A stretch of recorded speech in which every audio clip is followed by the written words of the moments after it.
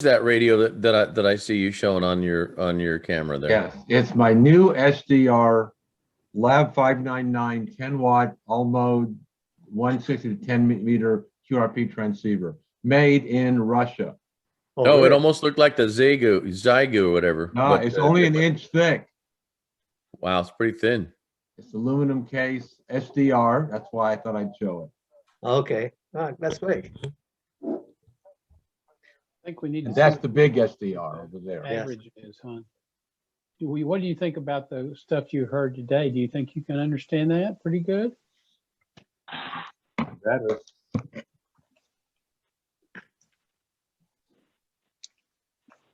Wait for Phil. Let's see what he has to tell us. Yeah. Oh, I think you guys would probably know a lot more about this than I do. Oh, one thing I've learned is just because you're presenting doesn't mean you're an expert. It just means you're on the hot seat. That's about it. Oh, but we always learn something new. Remember that. Yes. Absolutely. So looks like we are ready. Bill, would you like to start with these All right. consulting networks? I think this is always an adventure.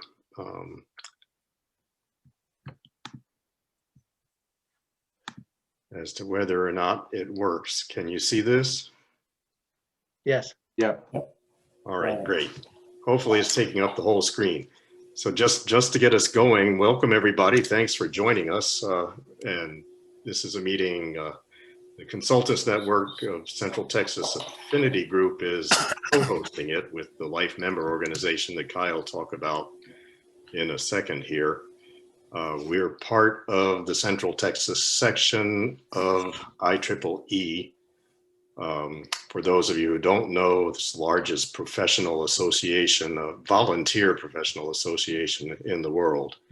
And it definitely is worldwide, linked together pretty tightly now. And the Consultants Network itself, this year, Luis Basto is our chairman. He's in Big Bend, so having a great time out there, I imagine. That's why I'm talking. Jody Everett is vice chair and treasurer. I'm the secretary.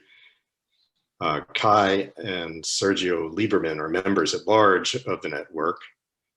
And we would really like to invite those of you in the Austin area, if you have web skills, to help us out by becoming webmaster and making our site a better looking place and a place that's also more interesting, more worthwhile to visit. Also looking for a program chair to help us line up speakers. We have a long record of monthly meetings and we hope to keep that going, but it's as you can imagine, it's a challenge now in these times to connect with potential speakers. So that's it from the Consultants Network. If you're ready to go, Kai. Okay. Do I have to stop sharing? Yes. Okay, you got it.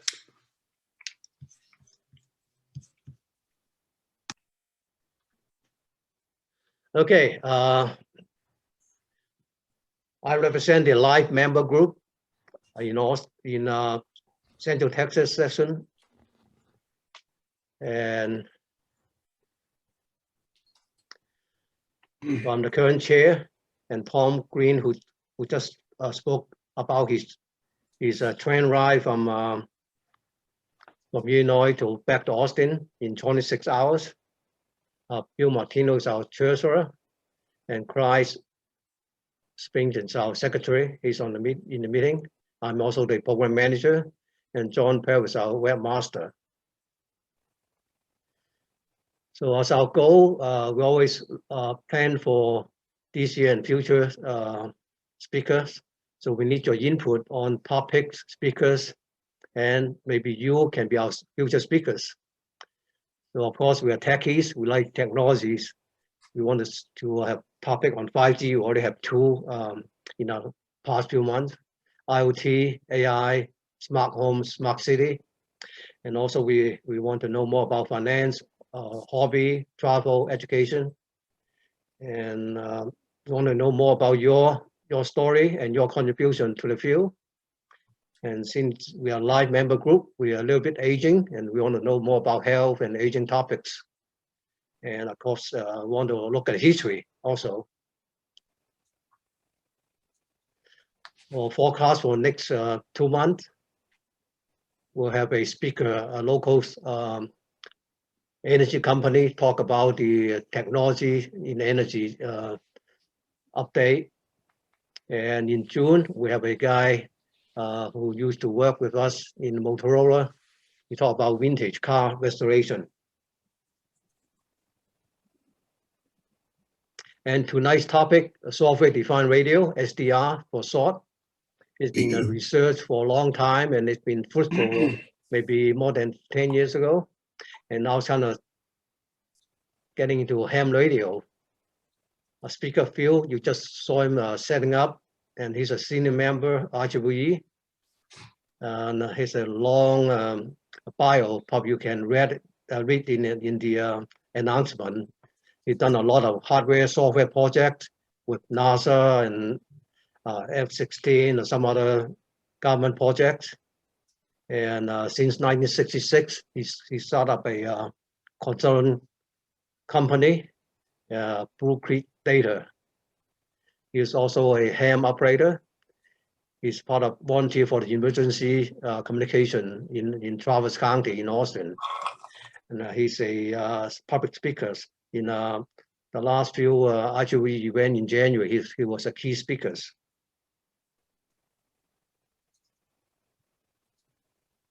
For tonight's topic, if you read, I kind of summarize it quickly.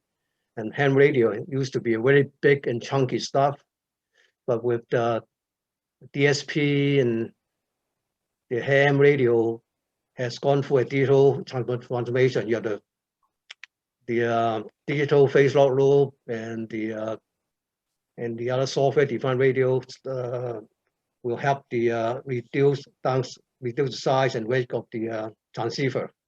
So Phil, you have the floor now. You can let me close this. Oh.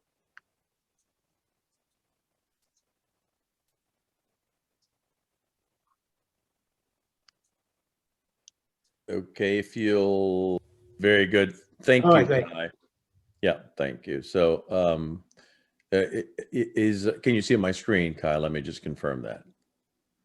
Yes. Excellent. Thank you very much. So yeah, as Kai mentioned, I'm an amateur radio operator here, extra class operator here. I'm part of Travis County Amateur Radio Emergency Services. I am an IEEE senior member. Interesting enough about the IEEE is, you know, we have a little over 170,000 IEEE USA members here in the United States, and there's a little over, I think, 13,800 in Texas, and there's 960 here in District 10 where we live. The reason I know that is because I was just part of the IEEE USA Congressional Visitation Day, where we met with members of Congress in Washington over Zoom, obviously, and expressed our initiative there. But so without further ado, this happens to be a picture of me with a that's a Yaesu FT991 Alpha. That's actually on the Potomac River. I'm on a little park bench there on the shores of the Potomac River. That's my very first HF contact, and I was actually made with a station in Florida for the Florida QSO party. But what's memorable about this to me is I didn't yet own an HF transceiver at that point. And this particular one, that 991, is an all-mode, all-band transceiver. And the gentleman who owned the radio, worked for the Secret Service, he was an extra class and I was a general at the time. And the station came through using this radio and a little telescoping 20-meter quarter wave antenna, which is about, I don't know, 15 feet tall. A station came in from Italy.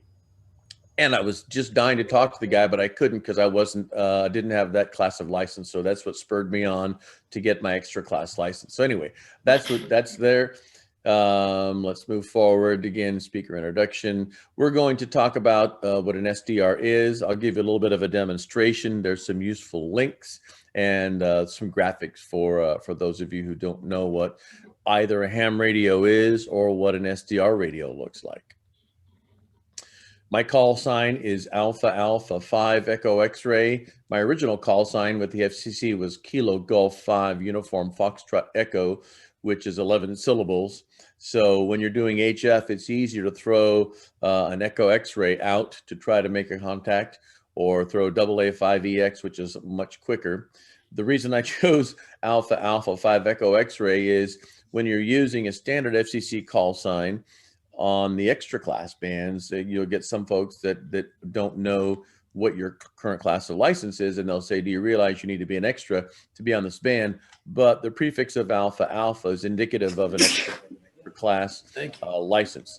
5 indicates that I'm in the particular area that includes Texas, and Echo X-ray happens to be two letters that are easily distinguishable, as opposed to CE or DE or EV or whatever. So Echo X-ray or EX, that's what I chose for this particular call sign. I actually provide weekly training on our voice nets. We're typically talking about something on disaster preparedness, or being able to use alternate sources of communication, I think, or things with power. We're going through the ICS Incident Command System guide right now. So that's also one of the things I do on Sunday nights. Software-defined radio, or what is known as an SDR, is a software-defined communication system. It's a radio communication system which uses software for the modulation and the demod of the radio signals. It performs the processing within the general purpose computer or some sort of a reconfigurable piece of digital electronics. So the concept of an SDR is defined by the IEEE as a radio in which some or all of the physical layer functions are defined by software defined. Physical layer functions include, but are not limited to, the tuning, antenna diversity, down conversion, synchronization, modulation, and demodulation. So in other words, an SDR with respect to a radio or a physical transceiver is analogous to what a VM or virtual machine is to a physical server, meaning that the properties of the SDR can be modified dynamically without having to turn it off, pull some parts out, whether it's a chip or desolder or a crystal or whatever. It can all be controlled via software as opposed to a particular piece of hardware. So in the same way that a VM, a virtual machine, can dynamically be modified to include different size of RAM or number of CPUs or disk space, that an SDR or software-defined radio is able to be reconfigured dynamically in that same fashion. So, and conventional radio is typically comprised mostly of hardware. And again, it's difficult. You've got to turn it off, pull something out, desolder something. An SDR effectively is a radio or a wireless communication system that you just change some software components on the fly without having to do anything. You just reconfigure something using menus. So, and we'll see a picture of mine here in a little bit. So in an SDR transmitter, the software is used to implement different types of modulation procedures. So I mean, whether you're using CW, whether you're using sideband, amplitude modulation, frequency modulation, all of the analog digital conversion, ADCs, and the digital to analog conversions are, those are used to change from the different types of signals into the type that's used for that particular mode of communication. Typically, an SDR uses an A to D converter to change analog signals from the signals it received from the antenna into the digital signals that the processor uses. What you see now is the holy grail, if you will, the ideal SDR. If we could perform all the functions and have them be effective, we would just have an antenna, an A to D, and a field programmable gate array. That would basically suffice. in reality, that's not sufficient enough for us to be able to use in communication. So we add things like a low noise amplifier, you know, bandpass filter, some other mixers and that type of heterodyne things in here. So this is typically what a real SDR radio will look like. The traditional ham radio transceiver has a lot of buttons. It's got a lot of knobs. It's typically got 7-segment displays. Some of them even have meters. I mean, this is a digital representation of a meter on the left, but even the older ones will have analog meters, and again, knobs, switches, buttons. Some of the buttons have multiple functions depending upon, you know, how far you pull them out, or they may have concentric knobs or buttons and things. So at first glance, this can be a little ominous if you're not sure, you know, that the 7 means, you know, the 40-meter band, or 14 means, you know, the 20-meter band and such. So this is typically what, you know, your standard non-SDR traditional transceiver looks like. The SDR that's manufactured by Flex Radio here in Austin typically looks something like this. And as you can see, there is no display. There's a couple of buttons basically to use for the menu. Mine doesn't have any of these buttons. Mine has an on and off switch. There's a microphone plug and a jack for a external keyer and headphones. But other than that, there is no indication on my unit that you know, provides any operational information. To control the software-defined radio, the SDR, in particular the Flex radios, you will use an interface such as a laptop or a tablet. On the left, you see a tablet that's open to the control panel for the Flex radio, SDR. There's also an external controller that's primarily hardware for those that like knobs and buttons. And I'm kind of one of those people, but I haven't made the decision to expend another $1,500 to get the Maestro or the hardware controller for the SDR. It just seems counterintuitive to buy an extra piece of hardware when I've got the software there at my fingertips. So again, this is a specially designed device shown on the right. Now, here's the neat thing with this. This Maestro controller on the right is capable of being connected to a wireless access point. So if you have your phone and you have this device, you can actually connect this device through the phone over the internet to your software-defined radio, you know, and it can be anywhere else in the world that's accessible via the internet, and you can control your radio. So if I were in, as an example, I'll be in Washington, D.C. tomorrow. If I had one of these, I can take this and connect it to even a public Wi-Fi or tether it to my phone. And from Washington, D.C., I can control my software-defined radio and use it for radio transmissions, QSOs, whatever, from Washington, D.C. over the internet using this device. There's also an application for the iPad, which I have, and I can use my iPad to effectively control my radio wherever I am in the world, as long as I have an internet connection. Here's a comparison of the software-defined radio that we've just been looking at on the right. This happens to be a 6700. Mine is a 6300. Again, very similar.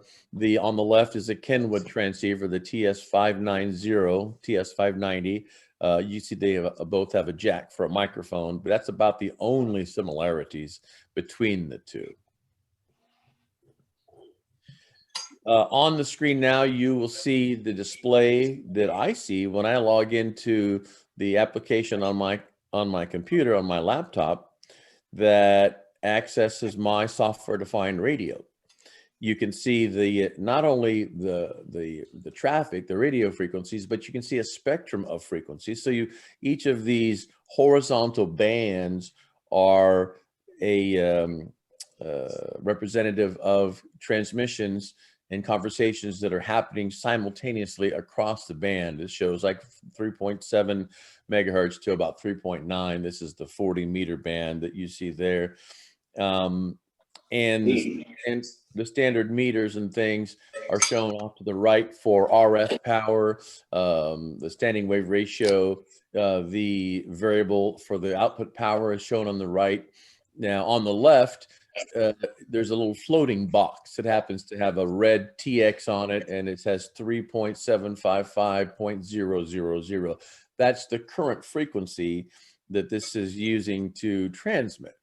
So this particular radio from Flex Radio uses this to display the incoming signals, to control the output signal that you have in any of the controls such as the bandwidth or the gain or the compression, if you will. Now this is showing what's called a slice.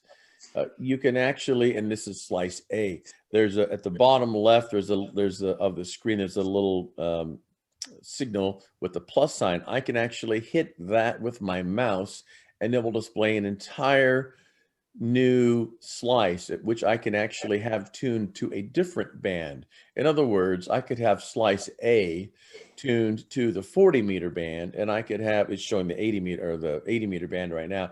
I could have this 80 meter band displayed in slice A, and I can have another 40 meter or a 20 meter band displayed in slice B, and I can alternate between the two. So as an example, if it's you know, going between evening and or afternoon and evening, and I want to see what's going on between 20 and 40 meters, I can actually monitor both bands, and I can switch between them to make transmissions depending upon which band has the greatest propagation. One of the things that's available to folks that don't necessarily have a license or choose to get a license are web-based SDRs. This is showing a web-based SDR, which is a receiver. It's really nothing more than the receive function of what we've just seen on the transceiver. So again, this is showing the 80 meter band. We're down anywhere from 3.735 up to 378, and you can see there's a little bit of traffic there. I'm trying to remember if this is the one that I use. I have a recording, by the way, which I will play, that will show traffic coming through a web SDR, a web-based SDR, and I've got a URL that'll give you information and show you the links of how to address these. Again, you don't need a license if you understand the different bands. 40 meter, you can see over here, 40 meter phone, 20 meter continuous wave, 20 meter phone. You can use these different buttons to select what you want the display up above to represent. You can also change the bandwidth with some of these buttons over here on the right, from a narrow bandwidth to a wide bandwidth. You can select upper sideband, lower sideband, amplitude modulation with these buttons here. And again, this is available to anybody that chooses to listen to this. You do not need a license to be able to leverage this. I will give you this link at the end of the presentation. This lists some of the web-based SDRs that are available. It also lists the URLs or description. There's identification of which bands and which frequencies that are available on the URL. So again, I'll share this with you at the end of the presentation. You can see the link there. It's www.websdr.org or www.websdr.org. I'm going to go now to this YouTube link of that I've recorded. What you'll see first will be the web SDR receiving a transmission, and I apologize. Sometimes the band conditions aren't what I asked of them, but we will see what it looks like to hear a transmission or one or both sides of the conversation on web SDR, and then we'll actually take a look at my Flex 6300 making a contact with I think the parties in California. It's a K6, I think. So without further ado, let me switch over to this and go back to the beginning and play. Here we go. Here we see a web-based SDR, and there's a signal being received here at 14 megahertz and 14.2115 megahertz. Let's listen and see what's being transmitted. Tube, and it's called Edmund Fitzgerald Crewman Discovered.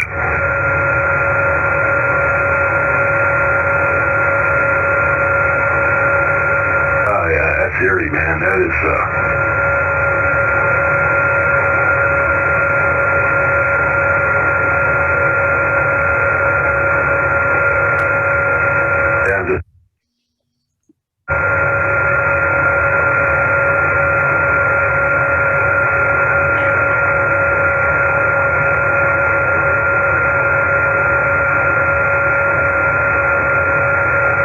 and zero you in.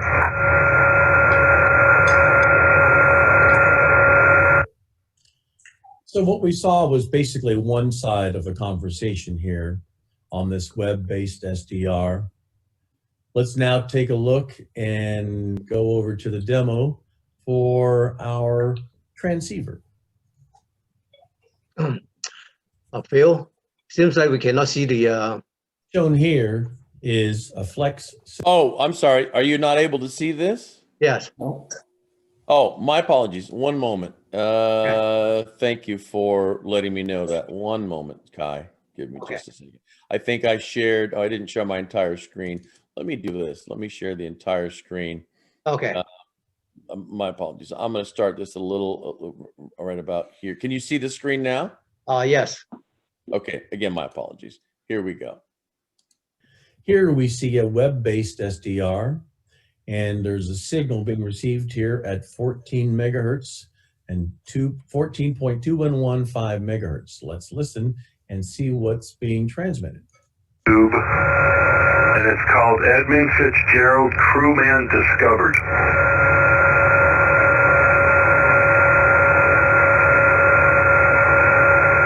Oh yeah, that's eerie, man. That is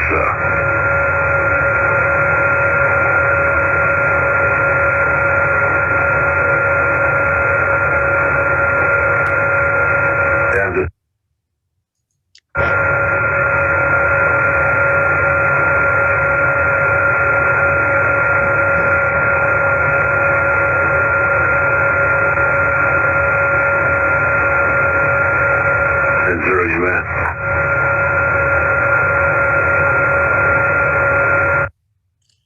So what we saw was basically one side of the conversation here on this web-based SDR.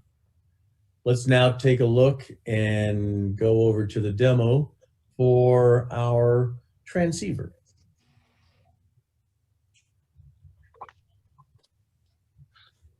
Shown here is a Flex 6300 that's based here in Austin, Texas. Let's take a look at this transmission here that's on 14207. CQ contest, Whiskey Delta 6 Toronto. CQ contest, Whiskey Delta 6 Toronto. Whiskey Delta 6 Tango, anyone, anywhere for the REC contest. Alpha 5 Echo X-ray. 7 Victor Echo, is that right?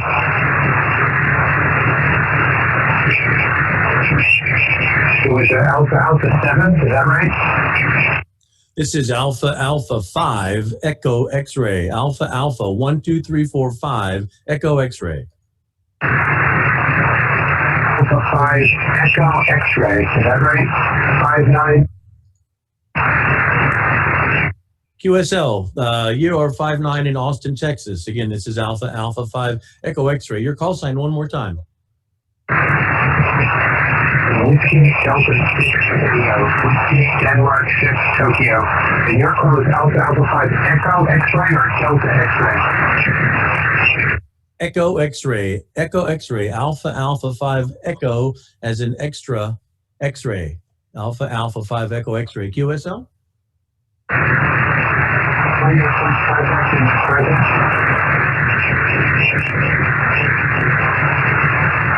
73, good luck in the contest. Thanks for the QSO.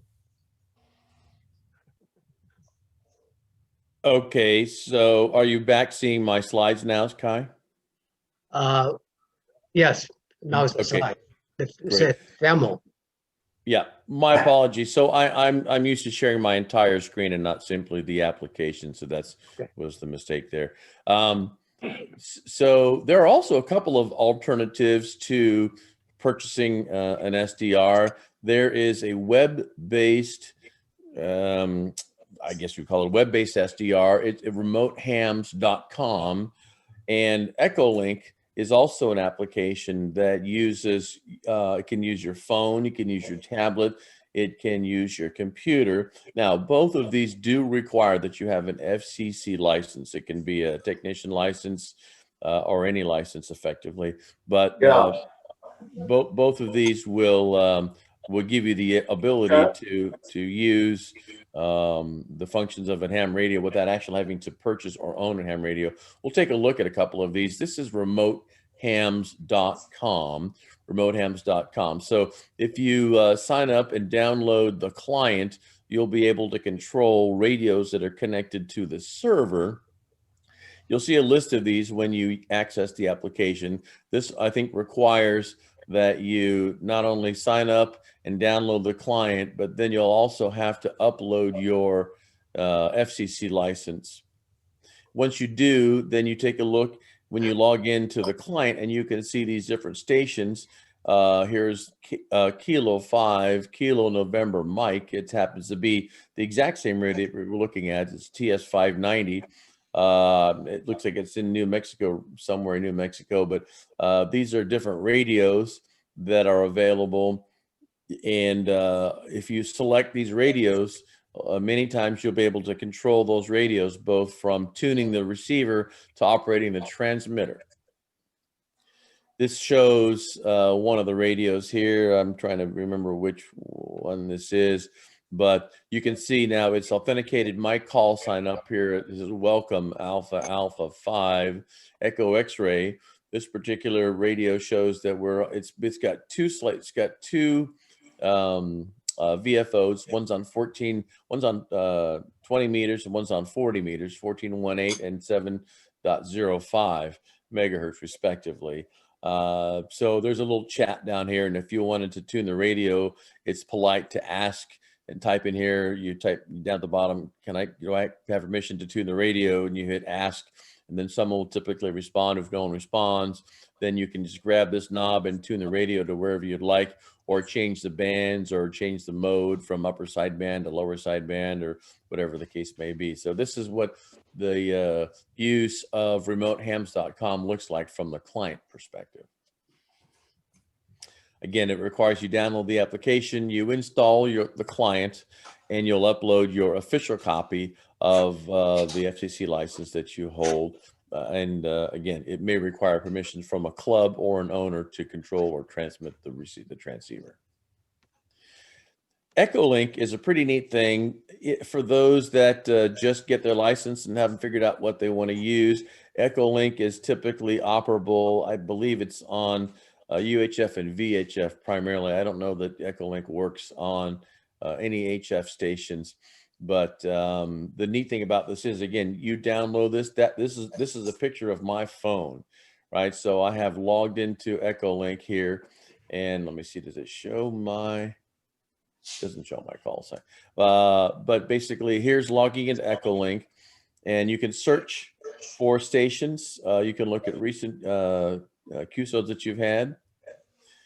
On my list of favorites, there's a repeater in Florence, Oregon that a friend of mine uses, and I can contact him on that. My brother's at Whiskey 6 Echo Kilo in California near Sacramento. This one in Florida is one that I contacted to try to do some arrange for some relief work for Hurricane Dorian in the Bahamas.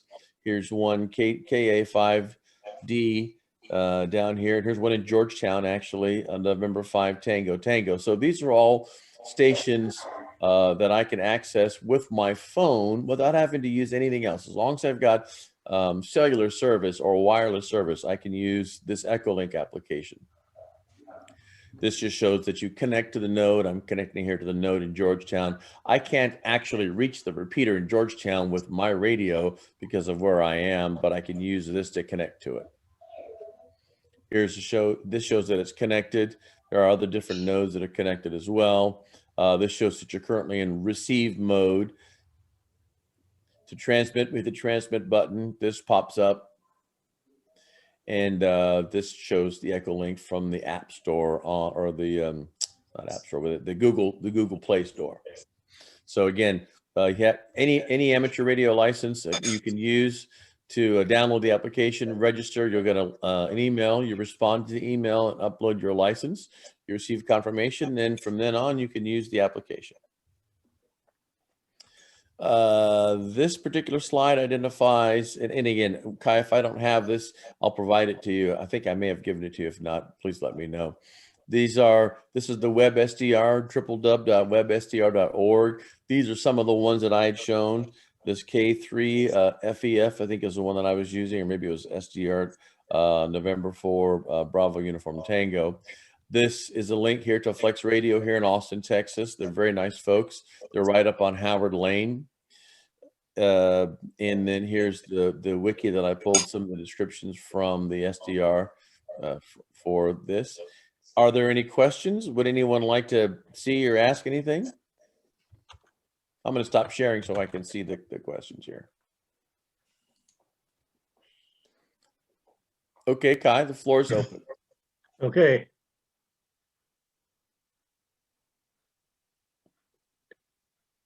So, yeah, please ask questions. Anybody? I see David trying to talk. Go ahead. David, did you have a question or a comment?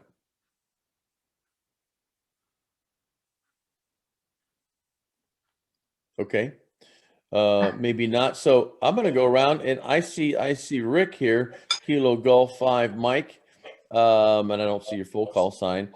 Rick, do you own? Someone on here had an SDR they were showing before we started on this, and I forgot. Well, that was Glenn. Okay, Glenn, would you like to take and show your SDR? All right, let me turn the lights on in the room. While he's looking up that, I had a question. This is Skip Cave.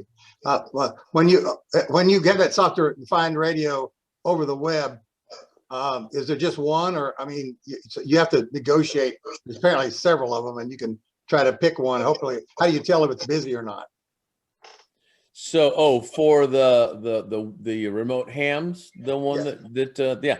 So you'll typically see that someone may be using it, or it may be in receive mode. So yeah, it's pretty evident. It's just like looking at a radio, across the room. You'll see that it's being tuned, or someone may be keying up, and one of the key things, and this is what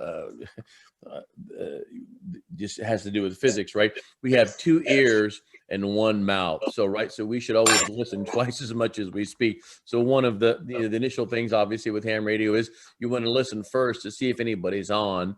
And if you don't hear anybody on, then you'll ask, if the frequency is clear. In the case of the remotehams.com, it's typical to see the radio is not being operated by anyone, at which point you can, again, type down in the chat, may I please tune the radio? And if no one responds after a few attempts, then, I just feel free to go ahead and tune it. On the transmit, you may have to actually request to transmit. Different users of the radios, they have different rules, and some of them are owned by clubs. So does that answer your question, Skip? Great. Okay. So I see Glenn moving around. He's in his shack with all of his cool stuff. So Glenn, you want to take the mic and show us what you got? Okay, I just turned it on now. So I have too many radios. That's possible to have too many radios as a ham radio operator. That we're getting head shaking that is not possible. Glenn. I know. Well, my wife says I have too many. So this right back and show this one. So this is an SDR radio. It's an ICOM 7610 SDR. It is my retirement radio. Let's put it that way. It does, it was expensive, but I worked a long time to get it. And I've been upgrading over years and years, getting better and better as I could do it. So this one, just like he showed with the Flex radio, it has 2 receivers in it, so I can receive 2. Here I'm listening to 50.313 megahertz. I don't know if you can see it, and I can flip it to another band. Let's go off. So I can now listen on 50 megahertz, 24 megahertz. I can turn both on at the same time. I have 2 dual speakers, so I can listen to 2 different frequencies at the same time, different bands, like he was mentioning. What else? It's a 100-watt output. I have it controlled by my computer. In fact, there's the screen of the computer. I think it's backwards. I need to do a flip. I don't know how to do it right now.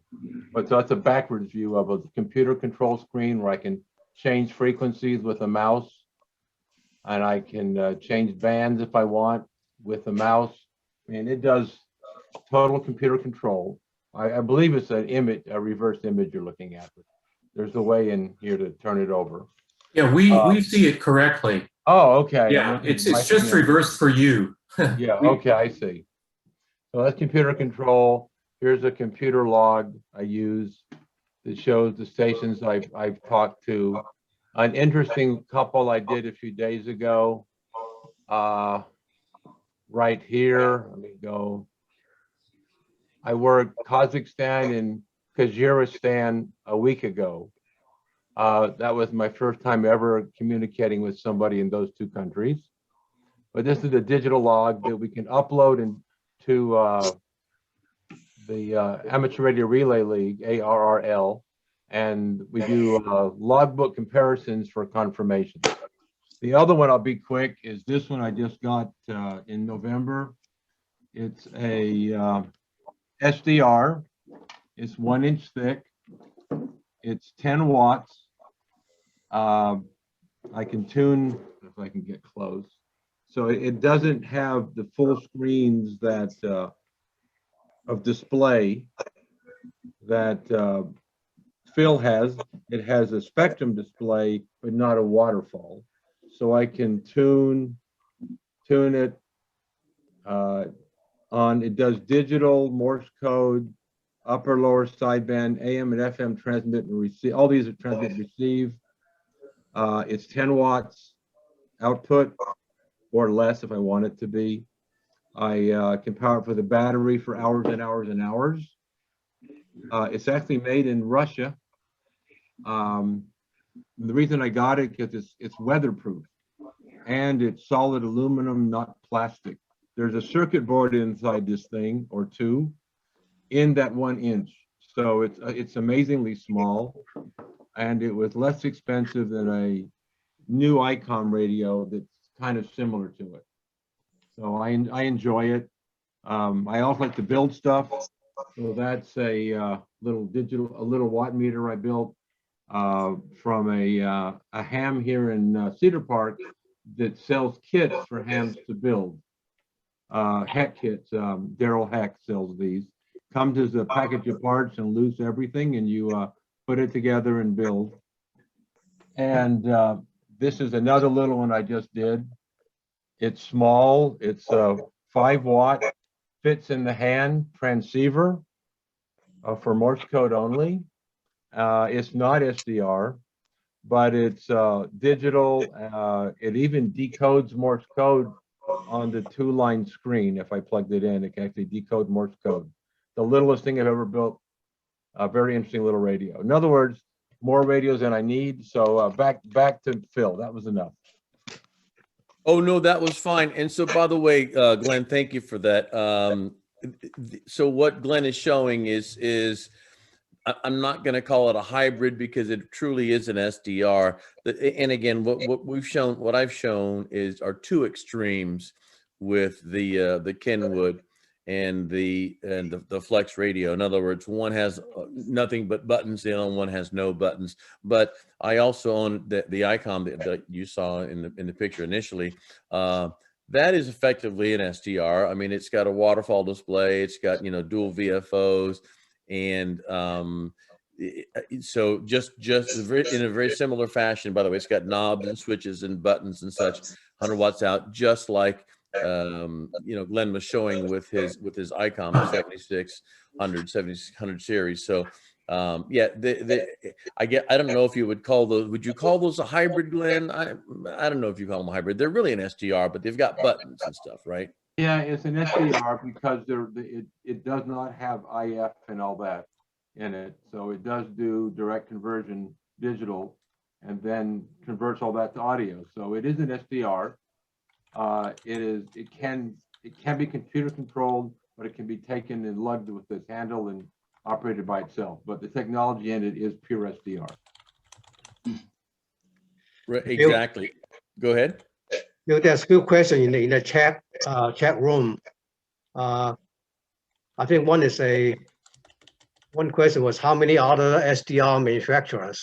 Another one is can you share that on the internet with your friends with your FDR? Correct. Well, and while Glenn was showing, I typed my response. If you have a flex radio as an example, matter of fact, so before I actually purchased this flex radio, it was installed and operating at November 5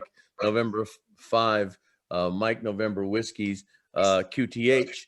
And I said, I'd like to try it, but I'm here and you're there. And this is actually during COVID. So what he did is he said, download the software, put it on your computer. I'll give you the IP address or whatever he did. And then I just, he made it available for me. So I controlled his radio from my house with my computer. And I said, I like this. So I went ahead and purchased it and installed it here. So that's the answer to that question. Glenn has something he's showing. What are you showing there, Glenn?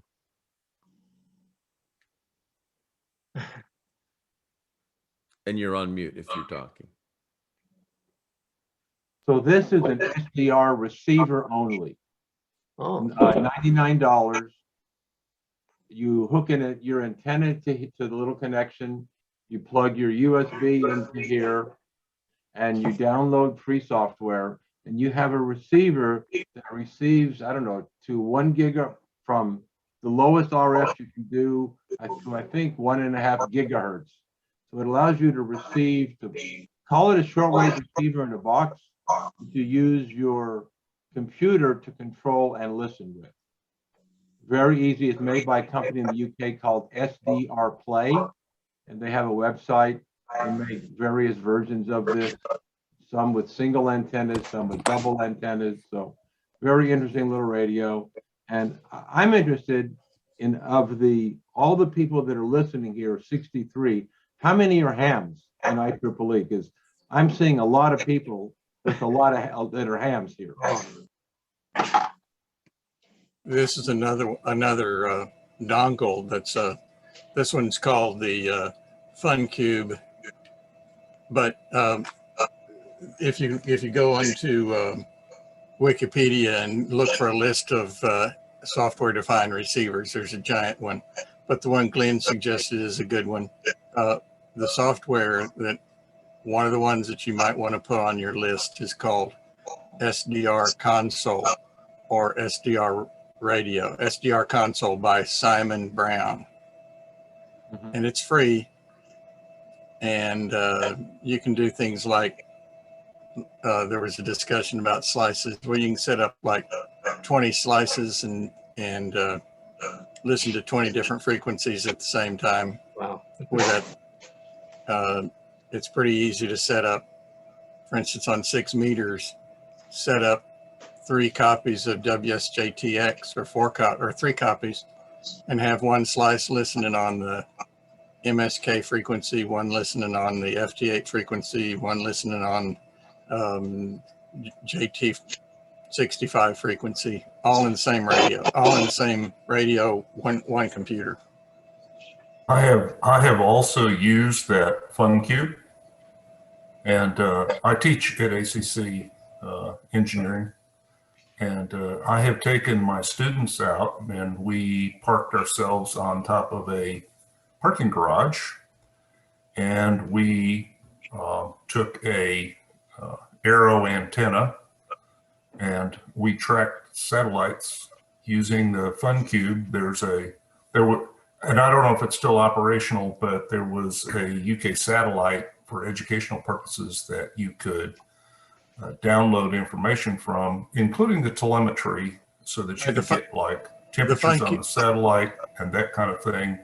And it was a very good educational experience for the kids to be able to see, hey, we can go out and with, you know, minimal equipment, just a laptop, the little, you know, plug-in dongle and an antenna, and we could track satellites and get telemetry. The FunCube satellites are still there. Okay. So well, I haven't done that in a while, but they were working just fine. In fact, you could actually, if you prepared in advance, you could have whoever operates a satellite to upload a message to your students, and then they would broadcast it so that you could get it, you know, when you had a class to do it. One other comment, and then I'll be quiet here, is the SDR console also does satellite tracking. So you put in the orbital parameters, and it'll not only tell you which direction to aim your antenna, but it'll control the frequency of the radio for a Doppler. So it's free. So you get a little $100 or less. You can buy dongle receivers for 25 bucks that are passable. Yep. And you can do lots of things, listening on lots of different places. All good information. So I did respond to someone who asked, if others can control your radio. And again, I think the key is that there has to be a control operator at the control point is the only real issue, right? Unless that's changed with the current regulations. The other question here is, can these be used as mobile radios? So the one that Glenn showed, it should be easily able to use as a mobile radio. The one that I showed, my SDR, the Flex, it could be. And so, by the way, most of these radios that we have, almost all the radios, and Glenn, maybe the 7600 that you have, 7610 might be an exception, but for the most part, amateur radios operate on a 12-volt power supply. So they're by nature a mobile radio, right? The only challenge with the Flex SDR that I have, and again, it can run off of a car battery, since it operates on 12 volts, is you would need to have a computer interface for it. And I don't know how many people drive around with computers in their cars to open up to the SDR type of a thing, but you could certainly use that as a mobile radio. So Rick is showing is that a 7300? Yes, this is a 7300.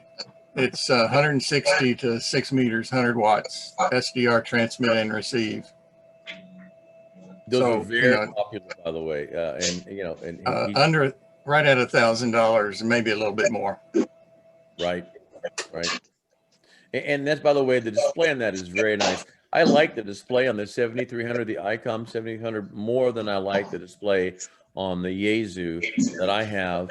But for emergency communications and disaster recovery, the Yaesu for me was a better fit because it was all mode, all band. I could listen, I mean, in preparation to go to the Bahamas for Hurricane Dorian, I could listen to the air band. I could communicate with the pilots that were bringing supplies in. I could hear what they had to say. I could transmit on UHF and VHF and the FM modes, as well as, use HF. But again, both great radios, both about $1,000. So, and again, even, and as you saw, Rick was holding his radio up and bouncing it around in his hand. that is powered by a 12-volt power supply. So effectively, it is like it can be a mobile radio. Alan asks, how do SDR ham transceiver RF specs compare to those of similar legacy transceivers? Glenn, I see you nodding your head and laughing. I'm going to let you answer that. All right. Well, I've had radios with tubes from the 1970s through now. I've been a ham for 53 years, since I was 18 years old. The new radios are more sensitive, more selective, because they're different technologies. They have different amount of ability to filter and make wider or narrower band pass that you're listening to, in order to reject stations that are too close. And they're almost the same sensitivity in microvolts, but they have the ability to, main thing is filtering and band pass. So, I mean, this could be mobile, but it's only 10 watts. So with 10-watt radio, you need a very big antenna or a good antenna. Otherwise, they're not going to hear you too well. So you need either a long piece of wire that's 40 feet long or something 30, 40 feet long, which you're not going to drag in your car too often. So this is good for park benches, emergency communications, where you can throw a radio in an antenna in a tree, things like that. And the prices vary. I mean, you've heard, and this was about 800 for this one. You can get used radios for 400 up to, I really think 12,000 is the most expensive normal ham radio. So, you can get anything you want. You get the receivers for $25, the little SDR receivers, $100 for that version. And you can experiment. You can learn. That's the key thing. Thank you, Glenn. The question also was that Ken asked is about the noise figure, and I don't know about your experience, but so I have an older ICOM 718, which I love. It's a great radio. It's a great. I use it as a backup radio. But I can tell you that it does not have the amplifiers and the noise reduction that my looks like Gene stepped away and making dinner. So I like the ability of the SDR. Now, I will say this, I love my Flex radio, but here's an interesting part about it. It doesn't have a squelch. So you've got to adjust the RF gain a little bit differently on that. And, you know, so my Yaesu, my HF radio, it's got a squelch on it. So, but again, adjusting the gain and the amplifiers and stuff, internal amplifiers, helps really with some of the noise figure. But does that answer your question, Ken, about noise? Okay. I have some comments on that if anybody's interested. Please. The radios available today, for a few bucks, you can get gain elements to go into the front end that are, you know, are superior to anything that was available traditionally. And what SDR brings to the table is the stuff that comes after that. You're effectively replacing processing power and intellectual property for hardware. And Rick mentioned SDR console. Well, Simon, the guy that does that, is actually a consultant in the SDR radio field. And he brings the tools that he uses for that into SDR console. And just to put it in perspective, a while ago, I was doing some very weak signal length. I'm primarily a VHF UHF operator, and a $5 Chinese RTL dongle outperforms with Simon Brown's SDR console program, outperforms my $8,000 Flex 6700 in those weak signal conditions. It didn't always. Flex has some software issues that when I told them about them, they told me I needed to learn how to run my radio. And my response was to put a sticker on the front of the radio that says the frickin' flex. And I continue to use it for transmitter, but from 6 meters or about 50 megahertz up through 1.2 gigahertz, I use RTL dongles in Simon Brown's program, and it outperforms it with. You need to put the gain elements in front of it in order to get, to manage the noise figure. But those are cheap right now. I mean, one of the better ones on the market is, $80 in packaging, and it's easy to achieve very good noise figures with the tools that are available, not necessarily in the SDRs themselves. And one last comment, and then I'll shut up. There is a plethora of SDR radios out there.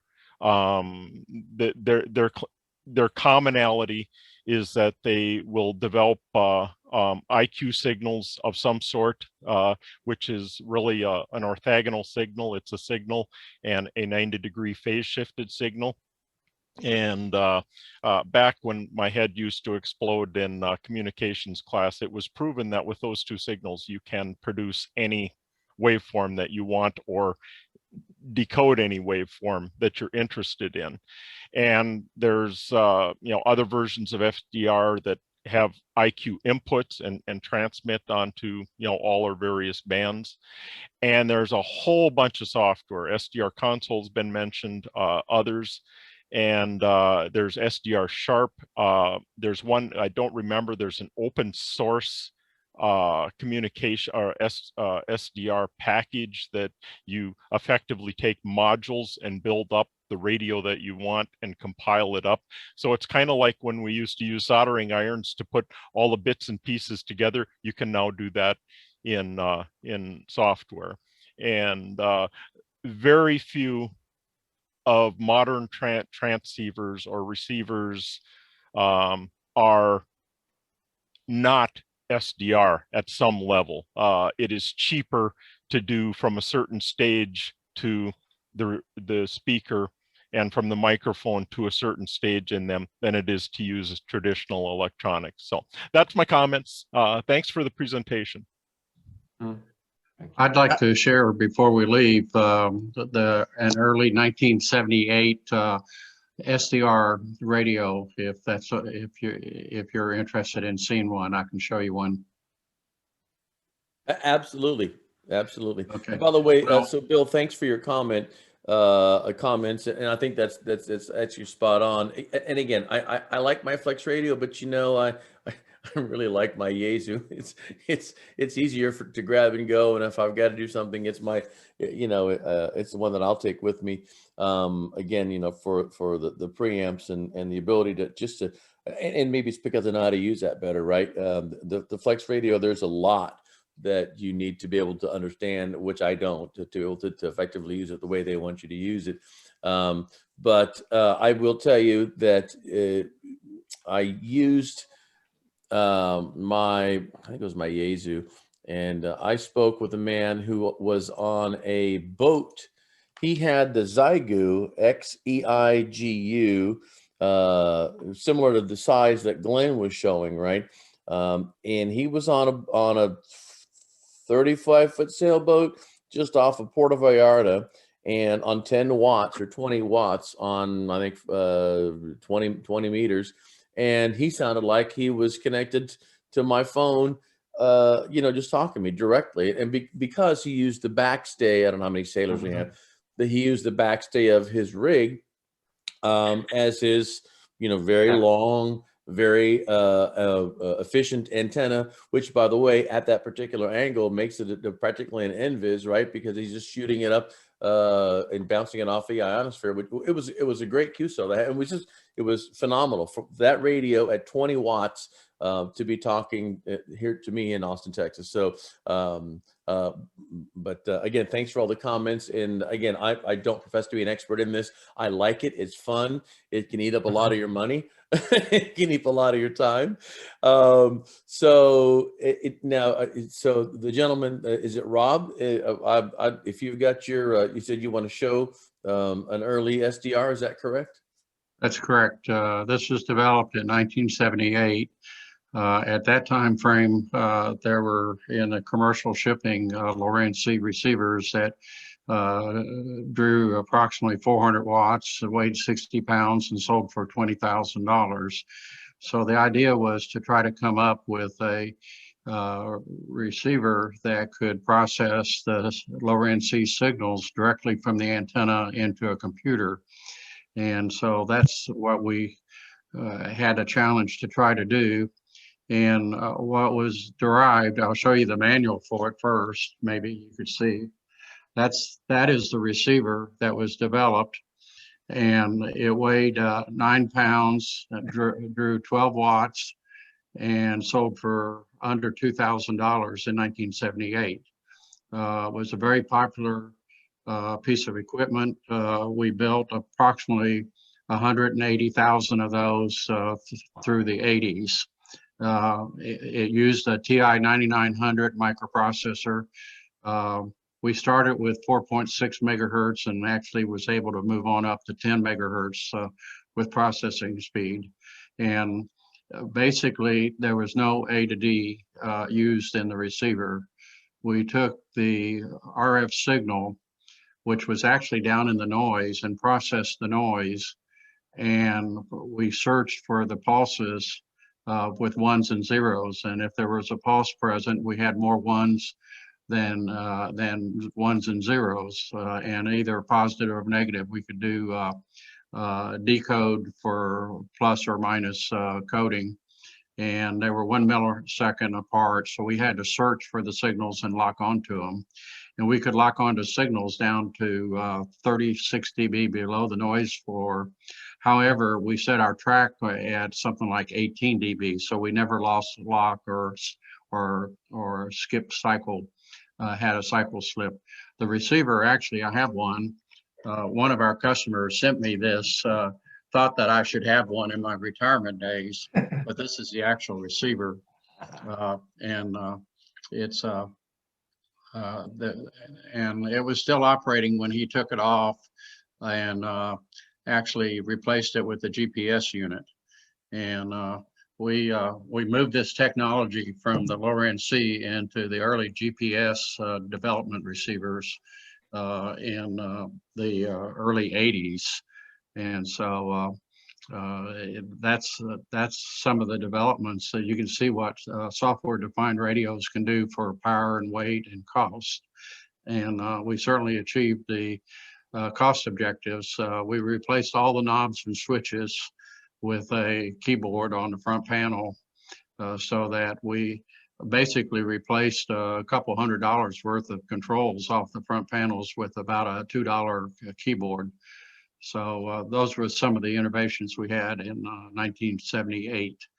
And the early SDR radios that were being developed for military had some weaknesses, where it turned out that at the command centers, the battalion level, they'd be operating 8 or 10 radios, and the software-defined radios were just terrible in that environment with close proximity of that many radios. So we had to kill that program because it was not feasible at that time to go into the field without the front-end processing.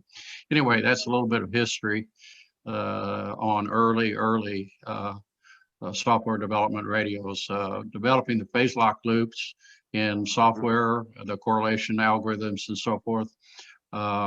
It was 6 or 7 months before we knew we could even receive a signal. The management would come down and say, what does it look like? And we said, well, we can't show you because you can't see the signals. They're down in the noise, and we're still working on the software. So anyway, some of the early developments. And after 6 months, we were able to lock onto a signal and really realize that we could find them and process them in software. So anyway, just like to share early days with you. Thank you. Kai, I want to make 2 comments about what Bill said about the IQ. One thing is that SDR console can actually record the IQ stream.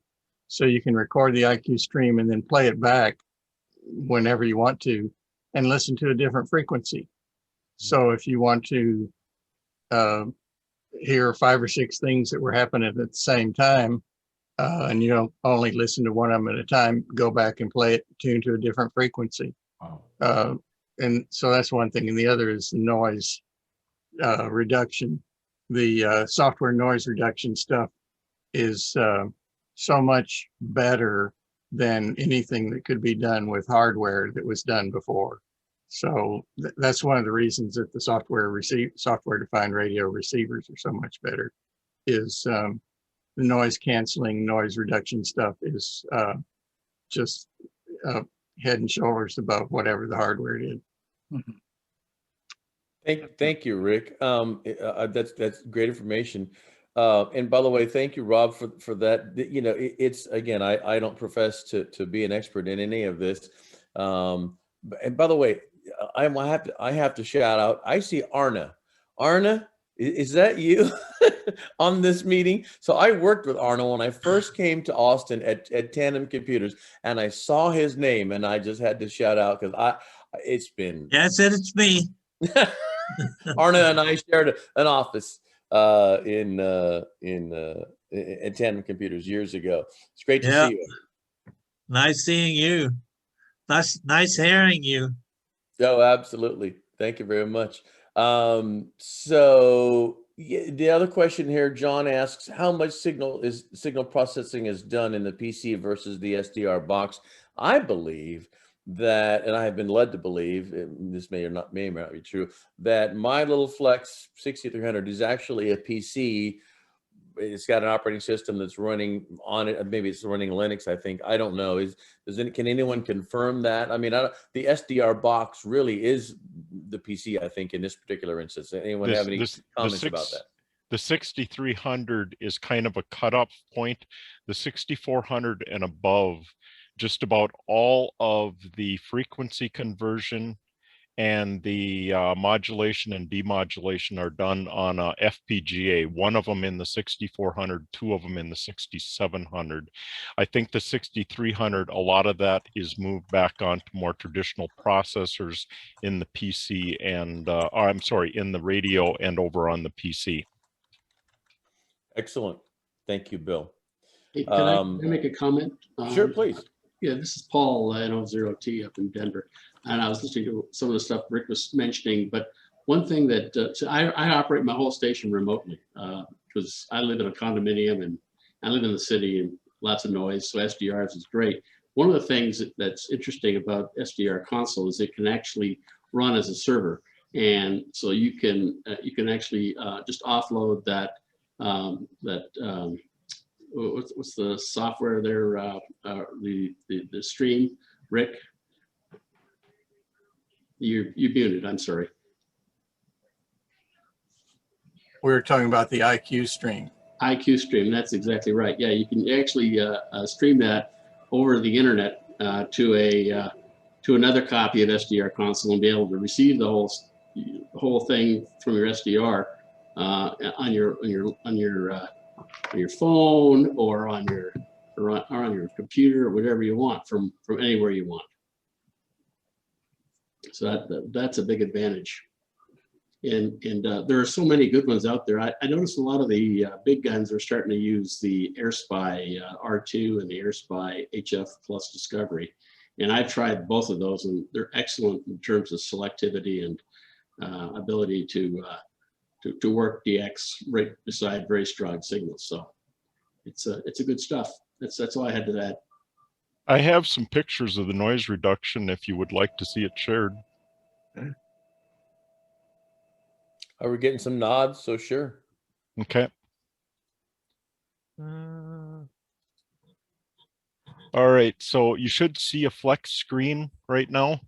Yep. Okay, so what you're seeing here, my noise floor is about minus 120 here. That is after 26 dB of preamplification. The little tufts here are not signals. They are actually about every 30 megahertz, or I'm sorry, 30 kilohertz. Those are network, from wired network. Those are the noise you can expect to see from that. I live in the country, so that's about the only thing I have to deal with.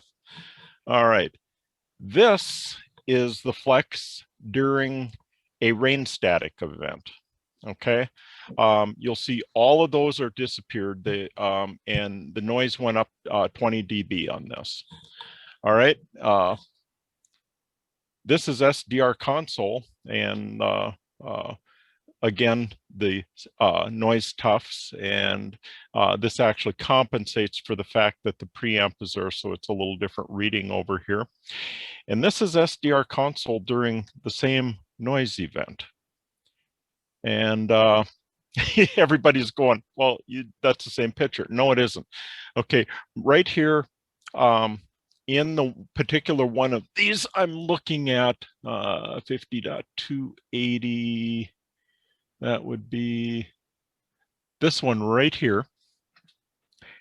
The noise floor in there, there's no signal present right at this time, is minus 91. This is during that rain event, and that noise floor went up to minus 89. So 2 dB, and this is with the noise processing that's available in the in SDR console. So the difference is totally unusable, before, after on the flex, and before, after on SDR console. And I, in fact, operated right through this particular storm. And it turns out impulse noise is an easy thing to deal with the mathematics of it. And that's an example of how effective it can be. And keeping in mind, this is a program that is donation where the guy asks for money for his dog, or food for his dog, and a $5 Chinese dongle compared to a $8,000 commercial radio. So Bill, again, which dongle was that you were using? That particular one was a real piece of crud dongle. It was a $5 one. The TCXO in it was horrid. It moved all over the place. It is the cheapest, crappiest technology that can be stuck into USB dongle. And you could literally buy the same one on eBay now for probably $2. I later replaced that with a $20 version of that had a 0.5 part per million TCXO in it, and that got a lot more stability to things. And I presently, Paul mentioned just a bit ago, the AirSpy R2. I'm presently running an AirSpy R2. I was a huge spender when I did that. Those are $189, but I got lured. It has an input for a 10 megahertz reference signal, and that caught my attention before all other features.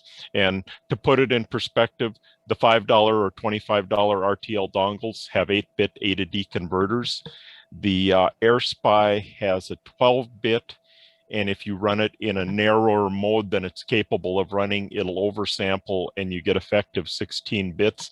That translates directly to the dynamic range of the radio, so you can have small signals and big signals in the passband and not hurt much with the R2, where with the RTL dongle, it messes it up pretty bad.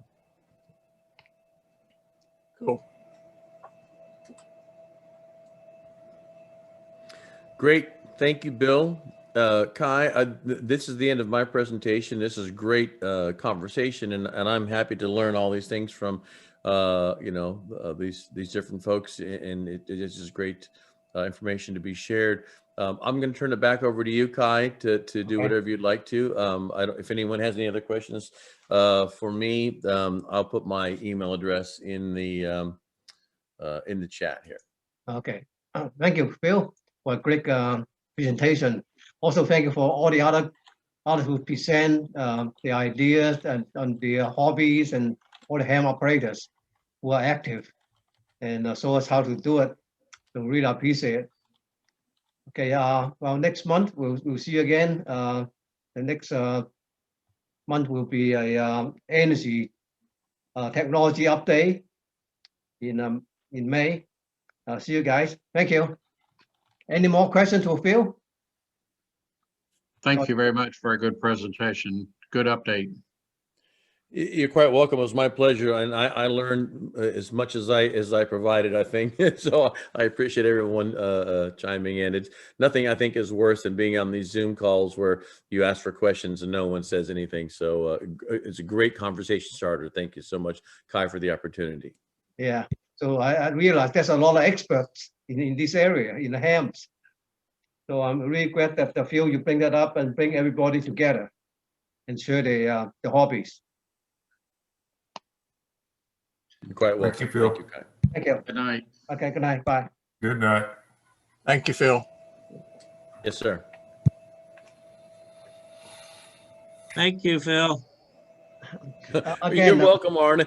Hey, Arne, I sent you I texted you my email address. I mean, it's in the chat anyway, but I'd love to catch up and find out how you're doing. I'm still at the same place. I still live over here on Spicewood. So.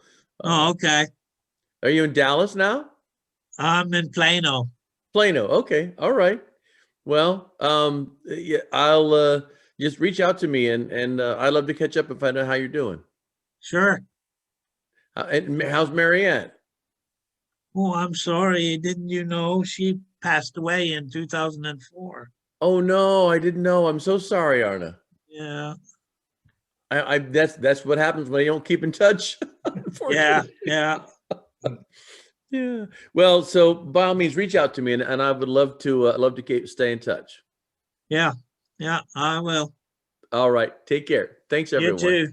All right. Bye-bye. Bye-bye. Bye.